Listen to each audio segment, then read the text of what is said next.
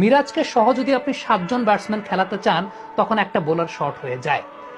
এই প্রবলেমটা বাংলাদেশ পড়তো না, এই সমস্যাটাই বাংলাদেশ পড়তো না এতদিন, কারণ দলে সাকিব আল হাসান থাকতেন।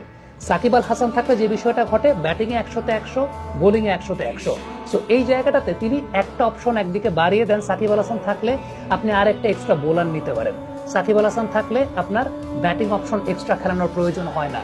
সো এই অ্যাডভান্টেজটা, এই লাক্সারিটা বাংলাদেশ ক্রিকেট গেল 12-14 বছর কিন্তু ভোগ করে এসেছে। সমস্যার জায়গাটা হচ্ছে এই গেল 14 বছরে সাকিব আল হাসানের রিপ্লেসমেন্ট কেউ কখনো তৈরি করতে পারে নাই।